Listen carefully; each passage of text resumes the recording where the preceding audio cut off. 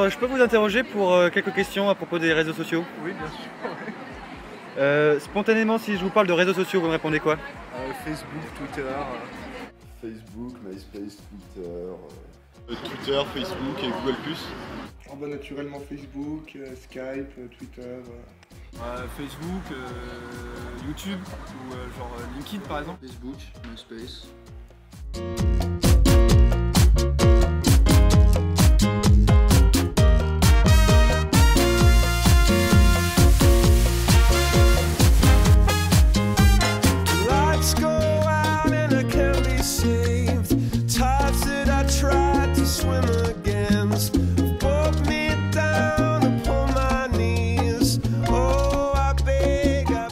Les blogs et Facebook, on fait pas la même chose. Wikipédia, on l'utilise pas comme sur Facebook. Donc non, Facebook c'est entretien de relations avec les amis.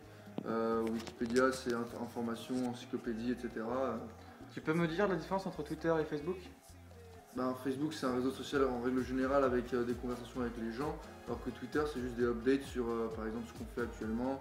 C'est plus dans l'instantané, dans le simple, alors que Facebook c'est plus complexe. Ok.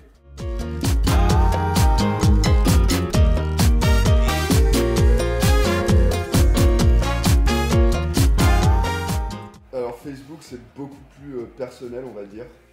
Ça te permet de rester en contact avec certaines personnes que tu as connues, que ce soit au lycée, des choses comme ça, même des personnes que tu connais.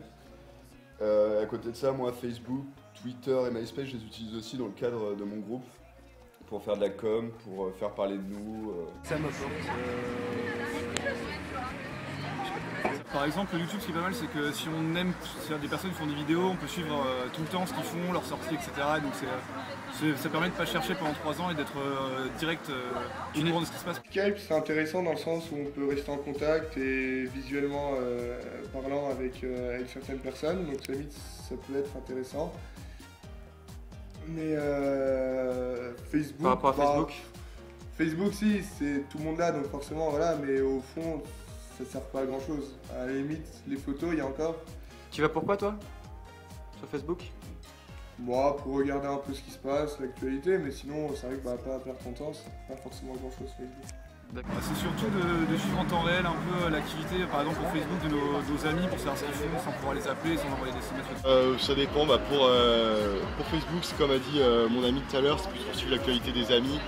Comme ça on n'a pas besoin de téléphoner, on voit où ils partent en vacances, on voit dans son intérêt et tout ça. En soi pas grand chose, ça permet d'entretenir les relations avec les gens, puis comme on en discute souvent, quand on s'en rend compte c'est un peu une perte de temps quoi. Parce qu'on est dessus, on fait des jeux, on parle avec les gens et puis... Ça permet d'avoir des nouvelles régulièrement et de se tenir informé. Et, après il y a d'autres choses qu'on peut peut-être pas trop considérer comme des réseaux sociaux, genre Wikipédia où c'est chacun qui apporte ses contributions. Ça va être pas mal pour les cours, pour les exposés, ce genre de choses. Ouais.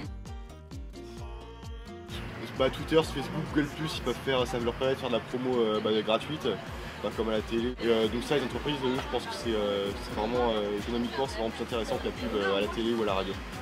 Faire parler de soi, montrer les nouveaux produits, les nouvelles gammes qui peuvent être proposées par la marque. Donc oui, non, ça peut être intéressant pour une marque. Oui.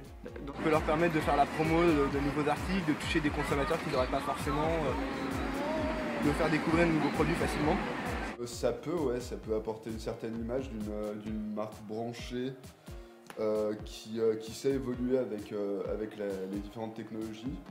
Et ouais, c'est une nouvelle façon de communiquer, une façon moins classique on va dire. Ça permet de rechercher un travail sans vraiment le chercher en fait, parce qu'on pose juste notre CV, après c'est eux qui viennent nous contacter plutôt que nous chercher beaucoup d'entreprises. Notoriété. Je pense qu'une marque qui arrive à s'intégrer sur des trucs Facebook, c'est une marque qui est in, donc du coup ça crée le buzz, comme Perrier l'a fait récemment avec une nouvelle pub où chaque semaine il y a des filles qui se déshabillent un peu plus chaque semaine, donc du coup c'est ce genre de choses qui fait que la marque arrive à maintenir une bonne image. Ok.